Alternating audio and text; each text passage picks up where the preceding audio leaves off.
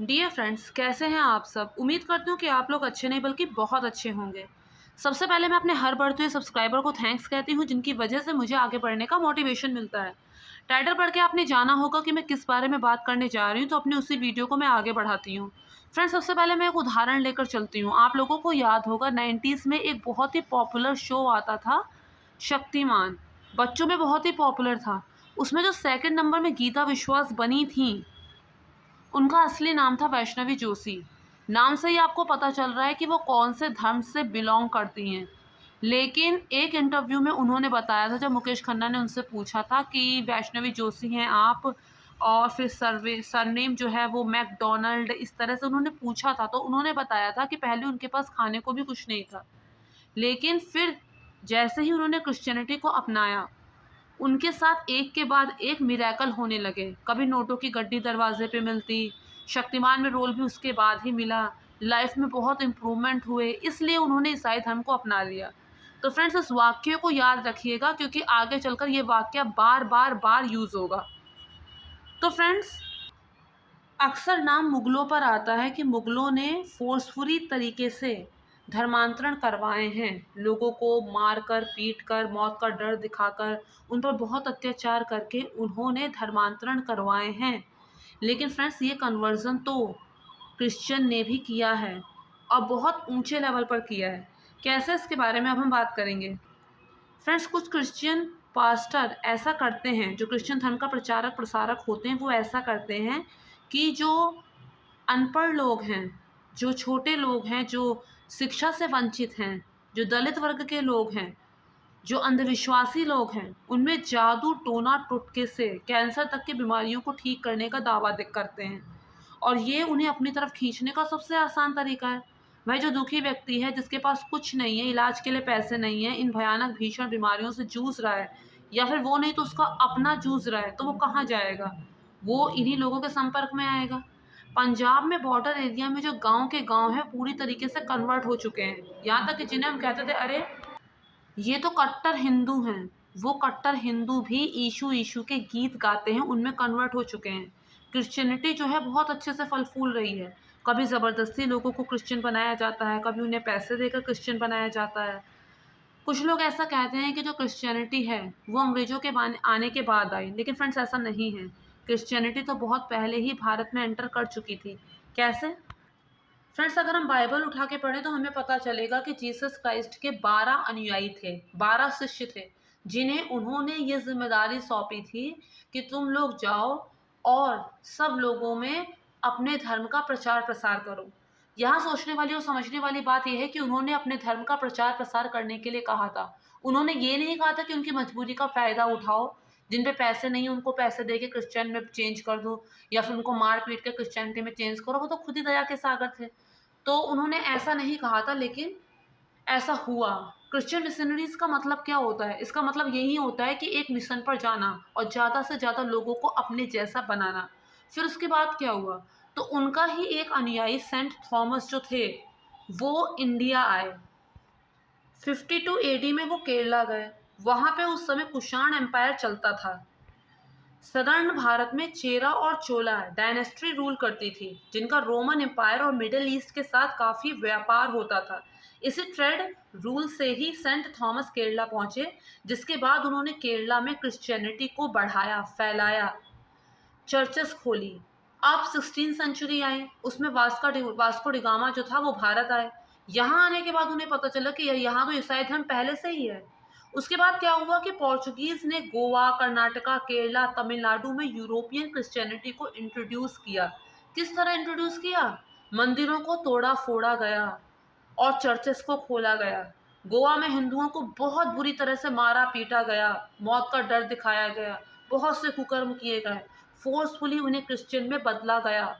उत्तर भारत से क्रिश्चियनिटी जो थी वो बिहार में पहुंच गई, और 1900 में नॉर्थ ईस्ट में, भारत के स्टेट में सबसे ज़्यादा क्रिश्चियन नॉर्थ ईस्ट की स्टेट में दिखाई दिए गए। क्यों? क्योंकि नॉर्थ ईस्ट में ट्राइबल लोग रहते थे, यहाँ तक कोई धर्म नहीं पहुँचा था। कुछ इस तरीके से समझ सकते हैं, जैसे हड़प्पा संस्कृति थी, मोहनजोदाड़ो संस्कृति थी, वहाँ पर वो किसी विशेष धर्म, देवी देवता की पूजा नहीं करते थे। वो प्रकृति की पूजा करते थे, पेड़ पौधों, नदियाँ, पशु पक्षी। उनका मतलब था कि हमें जो कुछ मिला इसी प्रकृति से मिला है, तो हमें इन्हीं की पूजा करनी चाहिए। वहाँ पर ये पहुँचे क्रिश्चियन पास्टर, उन्होंने क्या किया, उन्हें मैनिपुलेट किया, उनके साथ क्रिश्चियनिटी से रिलेटेड बहुत अच्छी-अच्छी बातें कहीं, उन्हें इस तरह से भरमाया कि वो लोग कभी स्वेच्छा से कन्वर्ट होने लगे, तो कभी उन्हें डरा के धमका कर या फिर उनकी जो ज़रूरत थी उसको पूरा करके उन्हें इस तरीके से मैनिपुलेट किया गया कि वो क्रिश्चियन धर्म में तब्दील हो गए। और आज भी ये प्रयास चलता है। अंडमान निकोबार के ट्राइबल लोग जो हैं, वहाँ पर बहुत सारे क्रिश्चियन पास्टर भेजे गए हैं, लेकिन जो भी वहाँ गया है कभी वापस लौट कर नहीं आया। अच्छा, इन लोगों ने ट्राइबल लोगों को कन्वर्ट तो किया, लेकिन उनके कस्टम के साथ, उनके ट्रेडिशन, लैंग्वेज में कोई इंटरफेयर नहीं किया। कहने का मतलब ये, आपकी जो लैंग्वेज है आप उसी को इस्तेमाल करो, आपका जो कस्टम है, ट्रेडिशन है, आप उसी पर चलो, लेकिन धर्म हमारा मानो। ये था उनका फंडा, ताकि ज़्यादा से ज़्यादा लोग बड़ी ही सुलभता से, बड़ी ही सरलता से क्रिश्चियन बन सके। फ्रेंड्स, अपने धर्म का प्रचार प्रसार करना कोई गलत बात नहीं है। वाल्मीकि रामायण जो थी वो संस्कृत में थी, फिर तुलसीदास जी के द्वारा उसे हिंदी में बदला गया ताकि वो जन जन तक पहुंच सके और लोग उसे अपनाकर अपने जीवन में उतार सके। उसमें कोई गलत बात नहीं है, लेकिन फोर्सफुली किसी का धर्मांतरण कराना या फिर उसकी मजबूरी का फ़ायदा उठाकर उसे वो चीज़ का लालच देकर इस तरीके से उनका धर्म बदलवाना, इससे ज़्यादा गलत तो कुछ हो नहीं सकता है। तो कह सकते हैं कि सदर्न भारत में ट्रेड की वजह से, व्यापार व्यवसाय की वजह से और पोर्चुगीज़ रूल की वजह से ईसाई धर्म फैला। लेकिन आज के समय में तो पोर्चुगीज़ रूल नहीं है। आज के समय में तो व्यवसाय की वजह से नहीं फैल सकता है क्रिश्चियन धर्म, क्योंकि बहुत सारी जगह पर ऐसा है कि वहाँ पे एंटी कन्वर्जन लॉ लगे हुए हैं, कोई ज़बरदस्ती धर्मांतरण नहीं करवा सकता है। तो क्यों होता है आज के समय में? आज के समय में इसलिए होता है क्योंकि जाति भेदभाव की वजह से होता है। जो दलित वर्ग के लोग हैं, जिन्हें अछूत कहा जाता है, जिन्हें अल्पसंख्यक कहा जाता है, जिनके साथ भेदभाव होता है, जिनके साथ कोई उठना-बैठना पसंद नहीं करता है, या फिर हम ये भी कह सकते हैं कि जैसे पंजाब में जो बॉर्डर एरिया के पास गाँव है, वहाँ पे मज़हबी सिख हैं, वाल्मीकि हिंदू हैं, उन्हें बहुत सा भेदभाव फेस करना पड़ता है। उनके गुरुद्वारा की हालत बहुत ख़राब है, उनके गुरुद्वारा अलग हैं, वो दूसरे गुरुद्वारा में नहीं जा सकते। इसके अलावा अगर वो अपने नन्हे बच्चों को कन्वेंट स्कूल में भेजना चाहते हैं, अच्छी शिक्षा देना चाहते हैं, तो वो भी नहीं कर सकते, क्योंकि उनके पास इतने पैसे नहीं हैं। तो उस चीज़ की पूर्ति को क्रिश्चियन पास्टर ने पूरा किया है और उनके धर्म को बदला है।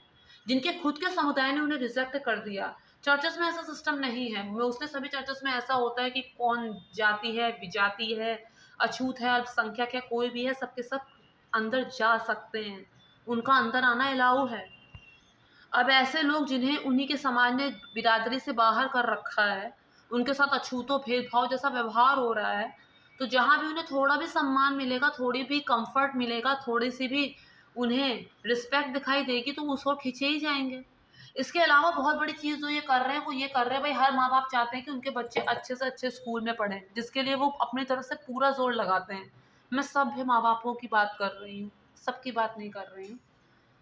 क्योंकि कई बार ऐसा देखा जाता है कि लड़कियों की शिक्षा को उतना ज़्यादा महत्व नहीं दिया जाता, लेकिन जो लोग चाहते हैं अपने बच्चों को अच्छे स्कूलों में पढ़ाना, तो वहाँ पर क्या है कि एक स्कूल है सेंट फ्रांसिस कन्वेंट स्कूल, वो फ़तेहगढ़ में है। तो एक रिपोर्ट ये कहती है कि ये जो ऑर्गेनाइज़ेशन है, वो 90 लाख रुपए हर साल खर्च करती है उन दलित वर्ग के बच्चों को शिक्षा देने के लिए, जो समूचे के समूचे क्रिश्चियनिटी में कन्वर्ट हो चुके हैं। क्यों हो चुके हैं? उनके बच्चे को फ्री की एजुकेशन दी जाती है कन्वेंट स्कूल में।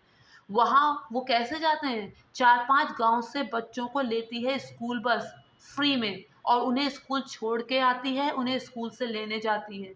अब जिन पर इतना बड़ा एहसान किया जाए, तो वो किस तरफ झुकेंगे? इसके अलावा इस तरह के 4-5 स्कूल अमृतसर में भी खुले हैं। इसके अलावा आफ्टर स्कूल क्लासेस भी होती हैं, जिन्हें 880 स्टूडेंट रोज़ अटेंड करते हैं।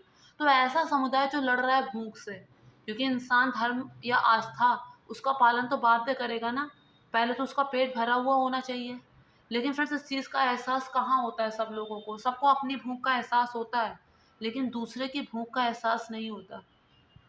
तभी ऐसी फप्तियाँ कस देते हैं, यार ये छोटे लोग हैं, चावल की बोरी के लिए कन्वर्ट हो जाते हैं।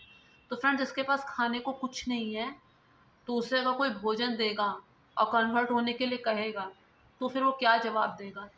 इसके अलावा ये जो क्रिश्चियन हॉस्पिटल्स होते हैं ना, वो अलग से होते हैं। वहाँ पर भी कन्वर्जन फोर्सफुली किया जाता है। कैसे किया जाता है? अब जैसे किसी को कोई गंभीर बीमारी है, तो उसका इलाज फ्री में करेंगे। अगर उसके पास पैसे नहीं तो इलाज फ्री में करेंगे, उसकी सर्जरी फ्री में करेंगे, लेकिन तुम्हें कन्वर्ट होना पड़ेगा क्रिश्चियनिटी में। कई बार गंभीर बीमारी नहीं भी होती, वो कह देते हैं कि तुम्हें गंभीर बीमारी है, जाओ चर्च में प्रे करके आओ, और उसके बाद कहते हैं अब तुम्हारी रिपोर्ट नॉर्मल आई। तो कोई ऐसा होगा जो भगवान से ज़्यादा अटैच नहीं होगा या फिर बहुत ज़्यादा कट्टर नहीं होगा, और उसके सामने अगर इस तरह की बातें आएँगी कि पहले बता दिया उसे बहुत ही गंभीर बीमारी है, फिर कह दिया कि चर्च में प्रे करके आओ, अब बीमारी नहीं है, तो वो कैसे मैनिपुलेट नहीं होगा? तो फ्रेंड्स, ऐसे में सरकार की रिस्पॉन्सिबिलिटी है, धर्म गुरुओं की रिस्पॉन्सिबिलिटी है कि वो इस तरफ ध्यान दें कि उनके धर्म के किसी को भी कन्वर्जन ना करना पड़े। अगर ऐसा होगा तो क्रिश्चियन ही छा जाएँगे पूरे हिंदुस्तान में। पहले हिंदुस्तान में क्या था, सारे हिंदू थे, लेकिन फिर उसके बाद ऐसे-ऐसे कन्वर्जन हुए, ऐसे-ऐसे कन्वर्जन हुए कि मुस्लिम्स भी हो गए ढेर सारे, क्रिश्चियंस भी हो गए ढेर सारे। तो फ्रेंड्स, इस तरह से अगर किया जाएगा, तो लोग अपने धर्म का पालन कैसे कर पाएँगे? मंदिरों में इतना ज़्यादा चंदा जमा होता है, वो चंदा कहाँ जाता है? फिर फ्रेंड्स, कहने को तो ऐसा है कि जो क्रिश्चियनिटी है बहुत ही ज़्यादा धार्मिक है, ऑर्गेनाइज़्ड है, सबसे ऊपर पॉप होता है, उसके नीचे लोग होते हैं। ऐसा सनातन धर्म में भी होता है, महामंडलेश्वर, शंकराचार्य, पीठाध्यक्ष होता है। लेकिन फ्रेंड्स, ये जो क्रिश्चियन हैं वो पूरी तरह से साफ़ हैं, प्योर हैं, ऐसा भी नहीं कहा जा सकता।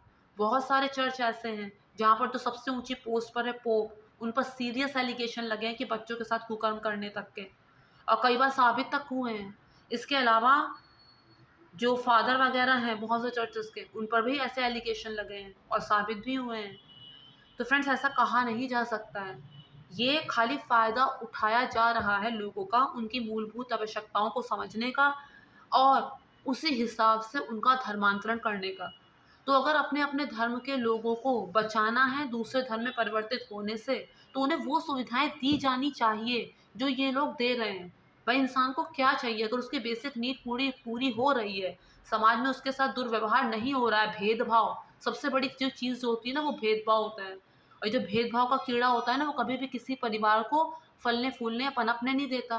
तो ये कैसे समुदाय को पनपने देगा, फलने-फूलने देगा?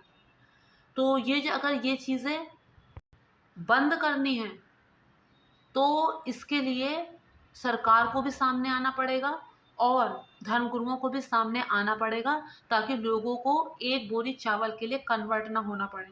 तो मैं ऐसा उम्मीद करती हूँ वीडियो आप लोगों को समझ में आ गया होगा। अगर समझ में आया हो तो मेक श्योर मेरे चैनल को सब्सक्राइब, वीडियो को लाइक और शेयर ज़रूर कीजिए। Thank you friends, thank you so much.